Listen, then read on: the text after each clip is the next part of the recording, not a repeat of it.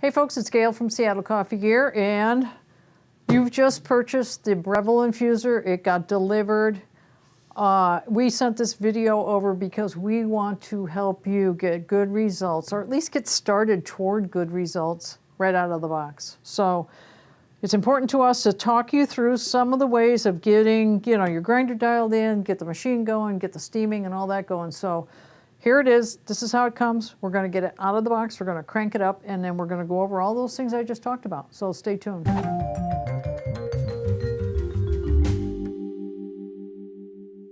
Okay, so we got the Breville infuser out of the box. Here it is, and this is all of what comes with the Breville infuser. Of course, your manual, your quick start guide. Their manuals are very good, by the way, so anything I don't cover, get right into the manual.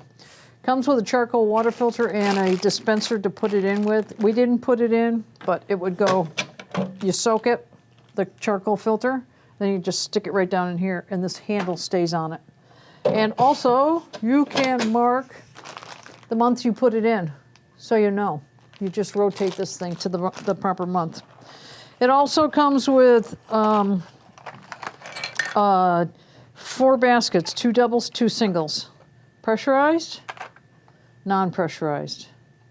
We are going to use the non-pressurized today in the double. Non-pressurized. I'm going to put that in there. And also, as I'm going through all these things, Breville has this neat little tray that comes out with your drip tray, and it's a storage area. So you can put all of these in here. It also comes with the razor to top off if you have too much ground coffee, this will scrape it off and you dump it.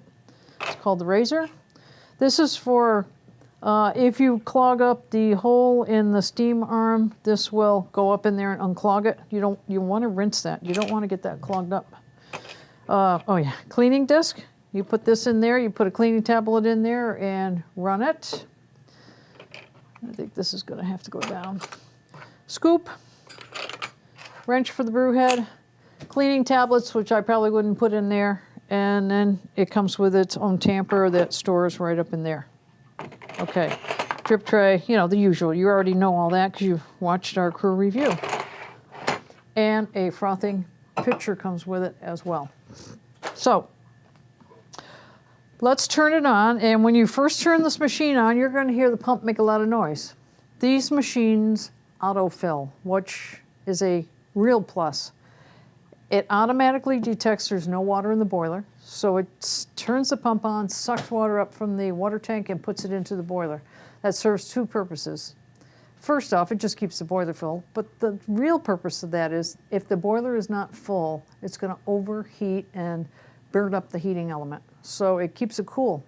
So it's a win-win situation, but we're going to listen to it autofill. And it's a little noisy in the beginning until it gets the water in there. It's done. So now it's heating up. When it's ready, these lights will all light up. This is the traditional steam arm, a single hole, as I was mentioning earlier, and this is a thermal coil type of operation. So if I ask it over here to give me steam, the thermal coil, when the boiler is ready to go, when this is all lit up, this is going to light up and blink. It's going to bring the boiler or the thermal coil up to that second level, which is much hotter for steaming than brewing. So, okay, let's ask it to do that, and you'll see what I mean. See it blinking? Okay. If I go the other way, there's a water dispenser right here. It's going to dispense water. And I'm going to leave that water on for now because they want you to flush the machine when you first purchase it. Run about 30 seconds out of the hot water dispenser. Pull the double shot and let it go through its paces. And then steam as well. Let's do the steam part. It just gets everything hot. It cleans it up a little bit from manufacturing.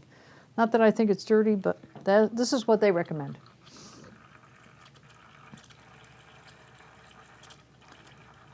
Let it get up to speed here. Turn this around. All of a sudden you'll hear it start thumping, and the light will go solid. I think it goes solid. Let's see. Yeah, it goes solid. Now your thermal block is up to temperature and it's going to actually produce steam on the fly. We're going to let that run for a little bit as well. These are programmable buttons up here, and they are programmed for the proper dosage. This one's going to put out 2 ounces and that's going to put out 1 ounce. And I didn't know this before, but they are actually volume, not timing, volume. So let's turn the autofill again. It knows that I took water out of here, filling the boiler back up.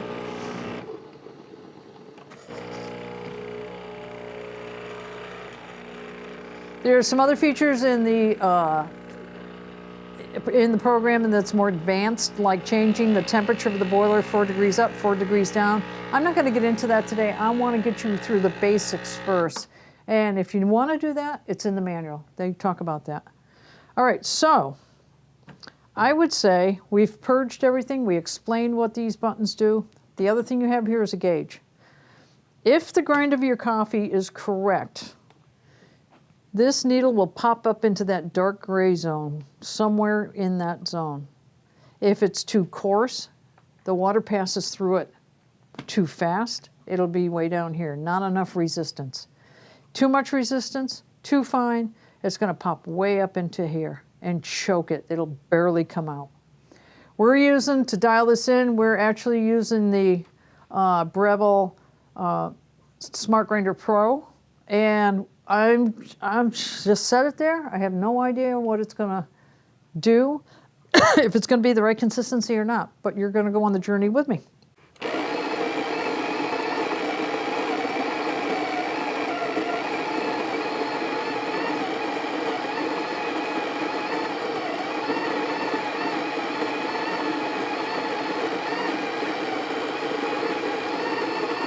Stop, that's plenty. So this looks kind of fine. I can feel it too. You should feel a very powdery consistency with a slight hint of granular in there.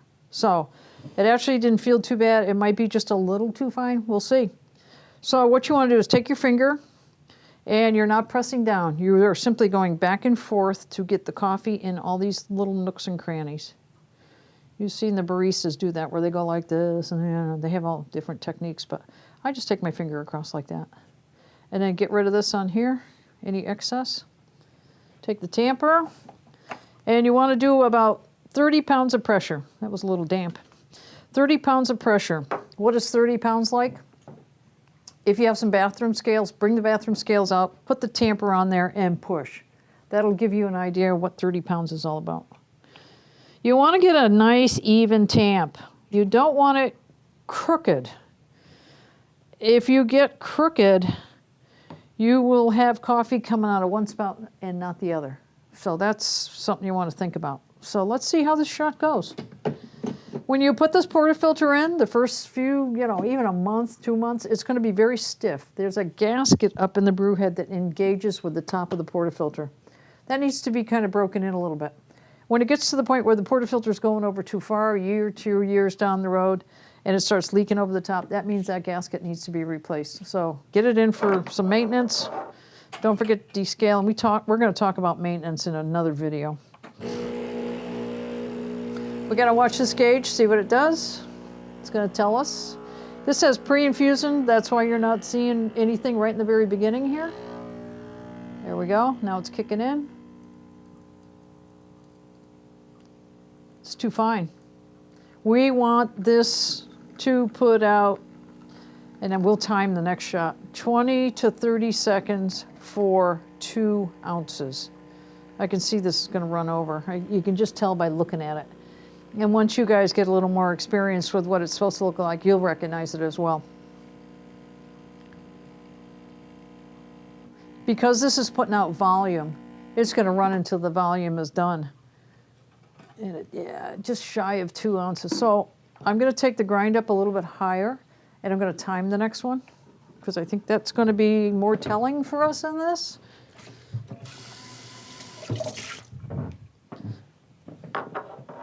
Let me get my timer out. I use my phone just because I can. Now, when you change the setting on the grinder, you want to go in baby steps. Don't change anything drastically. Go in baby steps because we weren't that far off. So I'm only going up about a notch, notch and a half. Grind.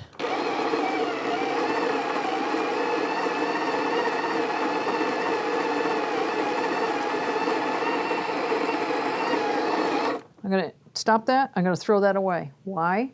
Because it is reflecting the old grind setting along with some of the new. You want all the same consistency. You don't want that old stuff in there. That wasn't quite right.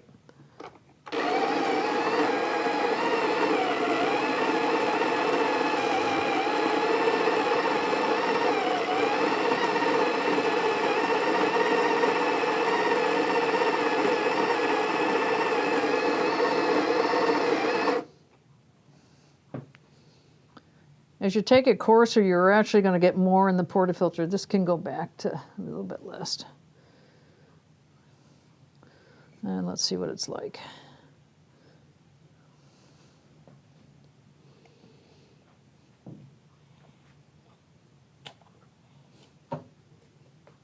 Okay, let's try it again. And this time I'm going to time it.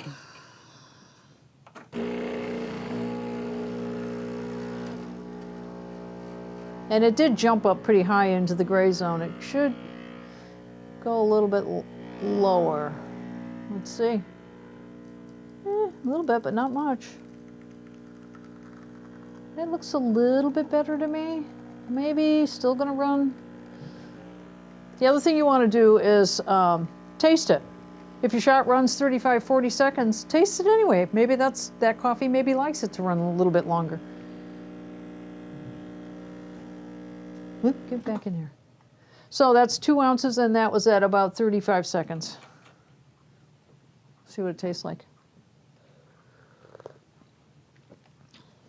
Not the best. I think I would take it up just a little bit more, but not much. Not much. Let's do one more. Ground some off, threw it away.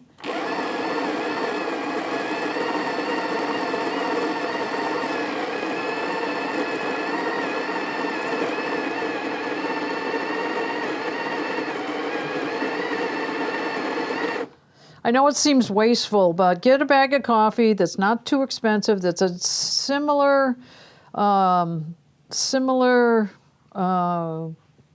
roast that you are used to. Like if you do a dark roast, get the dark roast. It's cheaper.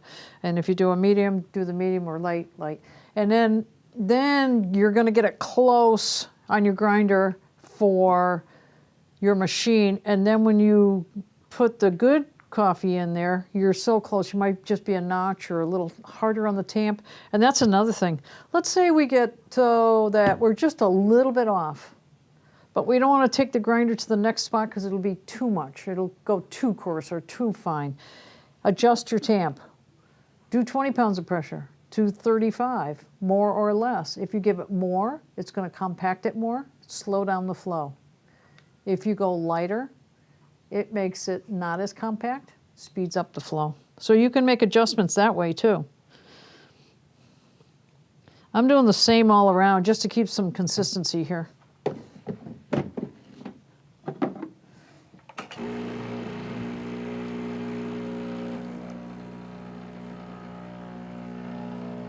And again, the taste is what tells the story.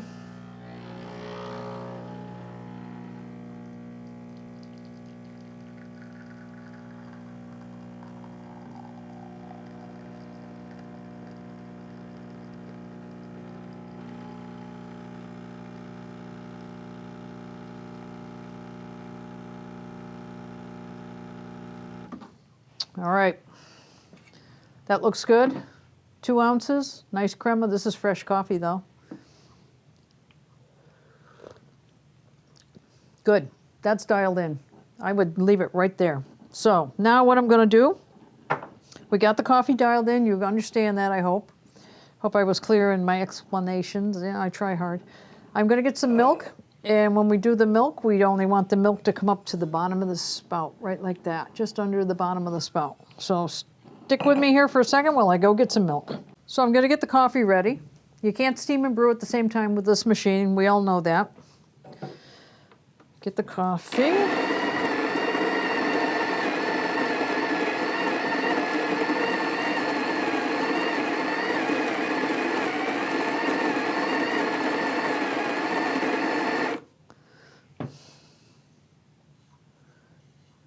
Do your thing. Don't push down, just back and forth. This is doing the push down, the tamper.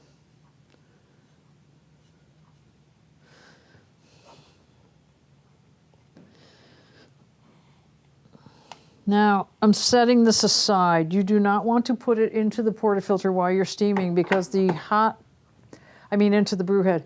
The hot brew head is just going to start roasting that coffee all over again, so it's best for it to just sit out. And I failed to mention in the very beginning, when you're getting this machine going, the boiler will say it's ready, but the brew head and the portafilter and all that should be hot as well. Leave this machine on for 20 minutes and it'll collect the ambient heat from the boiler and it will heat up all these other parts. If you don't, and you brew your shots with a cold portafilter, it's sapping the heat out of the shot, so it won't taste as good. So let's get the steam going. What else can I tell you about it? It's coming up to steam temperature, which is much hotter than brew temperature. That's why you have a lag time. There's that thermal coil, making hot water and steam on the fly. Mostly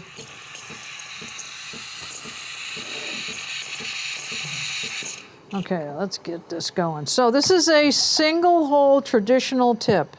When you put it in the autofill, when you put it in the milk, make sure it's submerged. I rest this against the steam arm and it gives me a little more fine-tuning capabilities. I'm now breaking the surface by lowering the frothing pitcher to have that tip suck in air, and that's how the air gets incorporated into the milk, making the foam. So as the foam rises up, it will get larger. I just keep moving it down. If I move it down too far, I'm going to get huge bubbles, and if I submerge it and no hissing sound, I will get no more foam, just heating of the milk. You can use a thermometer in the beginning, and you want your milk to be between 140 and 170. When you hold your hand on the bottom, if you don't have a thermometer and you forgot to purchase one in your package, then when you can't hold your hand on here, you're there. I don't know exactly what temperature it is. Everybody's hands are a little bit different, but you don't want to go any further. You're going to scald it. So there's your milk. Not bad. It started here. It's up here. So keep it swirled around.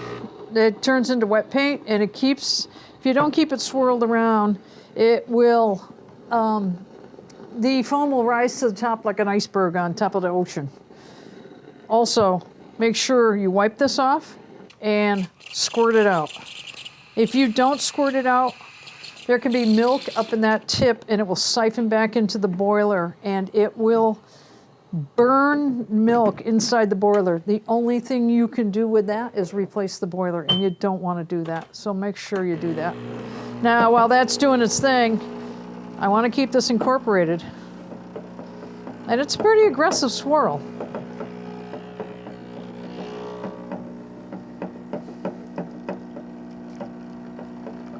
Wet paint.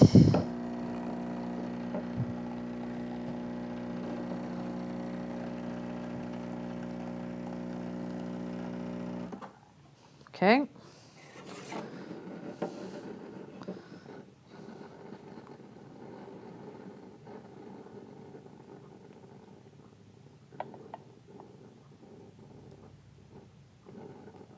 There we go. A little hint of a tulip coming up in spring, I'd say.